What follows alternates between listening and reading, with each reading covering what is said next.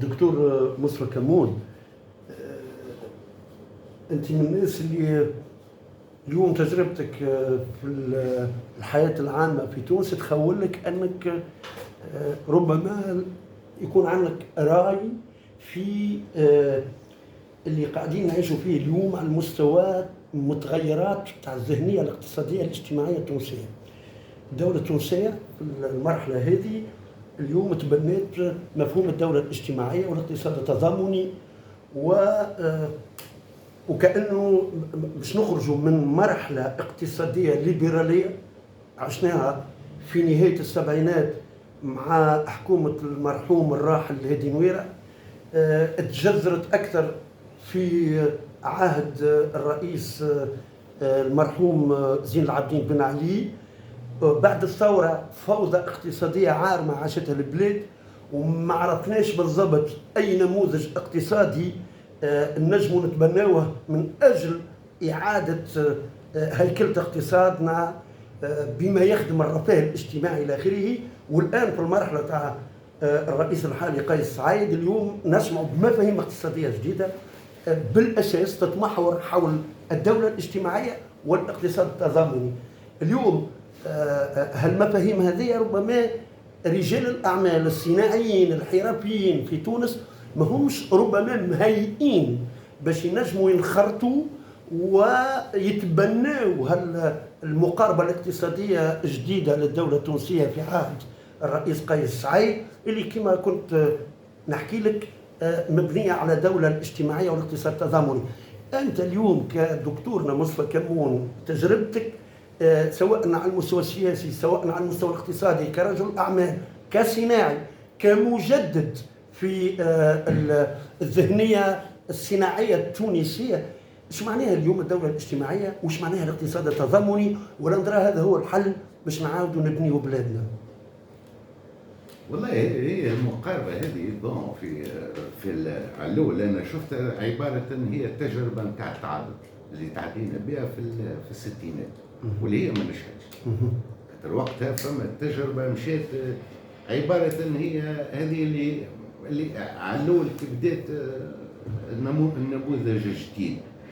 دونك هذايا حسب رأيي أنا العملية هذه ما تجيش هكايا معناها نحب نعطيك حاجة ولا نلبسك حاجة على قياسك. هذا يجي من منطلق العباد هما. هذه هي ديجا أنا وقتها مرة نتفكر قبل معناها قبل 2011 وكل أنا كنت في الاتيكا، وفي الاتيكا وقتها في اجتماع معين قعدنا نحكيو كيفاش وقتها عندنا معادله نتاع معناها تشغيل صاحبي الشهاده العليا. وقتها من الاطروحات قلت علاش ما يتلموش 3 4 كل حد اختصاصه ويخلقوا مشروع، وعاود هذا ياخذ مثلا قرض ب 25 مليون وقتها ولا قداه، كي يتلموا مونطون كبير ينجموا يعملوا. ولا هذه حاجه نجموا نعملوها اضافيه مش اساسيه، خاطر المبادره الخاصه هي الباز، هي اللي تخلق لك الحوايج هذوما نجموا نعملوهم معناها حاجه مع النموذج اللي كنا فيه. خاطر ما تنجمش والناس الكل راهو بون باش نكونوا واضحين، لا موتيفاسيون هي اللي تجيب لو ريزولتا. انت تو كي تجي العباد معناها تقول لهم بون باش تتضامنوا مع بعضكم باش تعملوا مشاريع، شنو المشروع اللي باش يعملوه؟ ديما نقعدوا في اطار ضيق، ودون تو لي كان اللي كنا فيه فما شركات فيها معناها ديزاسوسيي، فما البورصه اللي هي تولي في شركه تلقى فيها 1000 واحد مساهم. دونك معناها سي ان بو معناها يربط اللي نحبوا نعملوه. ولكن حسب رايي التجربه هذه مش تعبنا ياسر، مش تعبنا. هي تنجم تكون في بعض الاماكن حل نجموا نلقاو، ولكن يلزموا اطار وحده ويلزمنا حاجه اللي هي مش تعين النموذج اللي احنا يلزمنا نمشيو فيه. خاطر راهو لو بريفي الى بوزوان دو ليبرتي والى بوزوان دو ديسيزيون، والنجاح هو كي واحد مسؤول ياخذ ديسيزيون نتاعو في لحظه، مش يستنى حتى يلم المجموعه اللي معاه. خاطر احنا ماشيين معناها المنظومه نلموا 20 و30 باش نخلقوا شركه دي غادي فين لا كومبليكاسيون. وهذا يرجع نعطيه مثل الدولة علاش الإدارة التونسية رزينا في برشا حوايج، علاش الشركات اللي تابعة الدولة فيها مشاكل، خاطر لا بريز دو ديسيزيون اي برون بوكو دو طون، معناها الا ما يتلموا العباد، الا ما يوافقوا، اذا فما واحد مش موافق تولي اشكاليه. دونك لا ديسيزيون في البريفي لازم تكون ايميديات، انا ناخذ ديسيزيون تو، ما نستنى حد، ما نشاور حد. برون ما ديسيزيون جافونس، سي سا لو بريفي، وهذا كيفاش ينجح.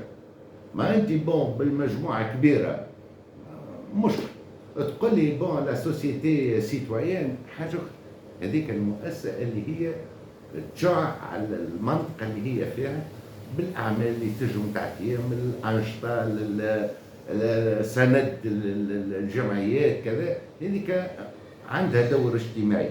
صحيح في وقت من الاوقات برشا مؤسسات ما ينظروش الحاجه هذه اللي عندهم راهو دور اجتماعي في المنطقه على الاقل اللي يخدموا فيها، اللي ينجوا فيها مش يجي يخدم يصور له فلوس ويروح، يلزم عنده كيلكو شوز كي دون دور في المنطقه هذيك باش ينميها، باش يعمل انشطه، باش كشافه ما نعرف شنو، 1000 منظمه اللي هي تستحق الدعم.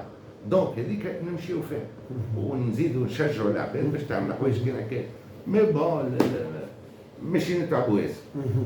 دونك انت اليوم دكتورنا تعتقد ان المرحله هذه تاع الانتقال الاقتصادي، خاطر احنا كنا نحكيو على انتقال ديمقراطي فيما قبل يعني 2022، اليوم الانتقال السياسي حصل بوجود مشروع مسار 25 جويلية اللي هو بيدو اليوم كما كنا نحكيو يتبنى مقاربة اقتصادية، ويعتبر أن الانتقال الاقتصادي هو الهدف نتاعو من هنا حتى لنهاية العهدة الرئاسية الحالية. اليوم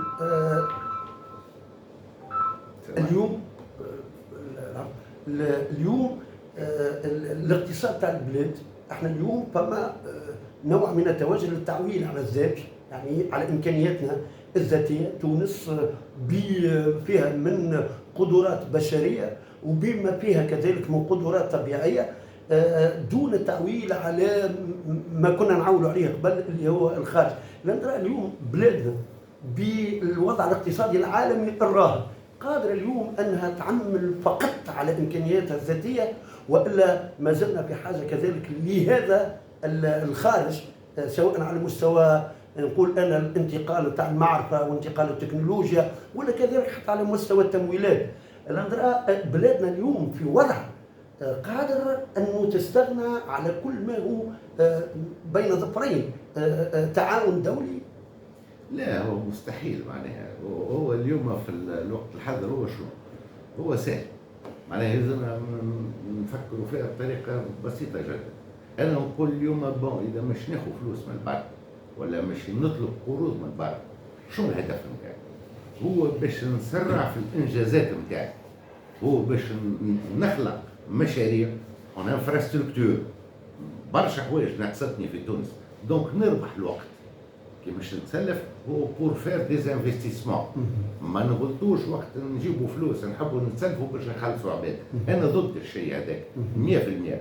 ملاك كي نتسلف باش المشروع عاود انا اذا مش نعمل على امكانياتي الذاتيه، مثلا نقول انا عندي مش نعمل اوتوروت ولا عندي ليني تي جي في، نحب نربط يا خويا شمال تونس بجنوب تونس بتي جي في، حلمه وعلاش لا؟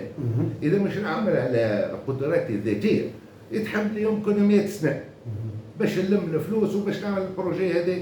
الوغ انا كي نلقى خط تمويل بظروف معقوله نعملو تو ونربح في القيمه نتاعو ولا رونتابيليتي نتاعو ويدخل انتاج، وانا نربح الوقت نتاعي في البلاد نتاعي باش نزيد نتطور. دونك هوني فين المعادله يا زلمه. توا احنا عملنا برنامج نتاع الاقاليم، الاقاليم مش عملنا فيه البرنامج هذاك، ربطناهم ببعضهم، عملنا الموبيليتي بين الولايات هذوكم باش يخلقوا هذاك البول اللي نحلموا به، ما ريان فيه. سا سي ديسوفون. بالعكس انا نمشي لخطوط تمويل خارجيه باش نخلق ثنايا، باش نخلق ليزون فيروفيير، باش نعمل اي حاجه باش نسرع اللي انا نفكر فيه. سي ان بو سا معناها متعمل على روحك مستحيل. احنا كيما نشوفوا راهو ولا شيء صغير ولا كبير، انت شوف المؤسسات في تونس اللي ما تسلفتش فلوس وخلقت وقدمت وبنات وكبرت، ما راهي اليوم ما صار شيء. انا دونك نتسلف، انا بالعكس انا نحب نتسلف، ولكن دي بروجي بريسيز معناها يلزمني نعرف شو نحب نعمل فيهم. السؤال الاخير دكتورنا يتعلق اليوم بالتوجه الجديد نتاع الدوله التونسيه نحو تنويع الشراكات. احنا تاريخيا كنا مربوطين بالاتحاد الاوروبي وبالغرب عموما، يعني سواء الاتحاد الاوروبي او البنك الدولي وصندوق النقد الى اخره.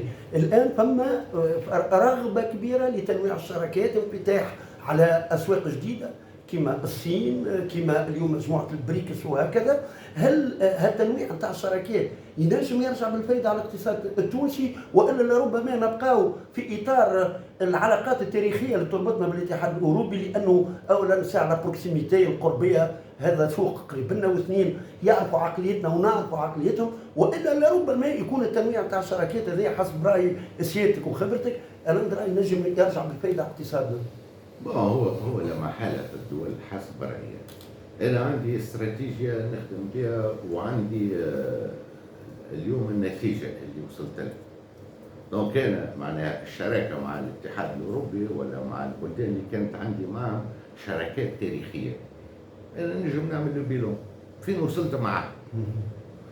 مش ننوع شراكاتي بالطبيعة، هو كل إنسان يطمح معناها باش يزيد عباد، ولكن ديما غانيون غانيون.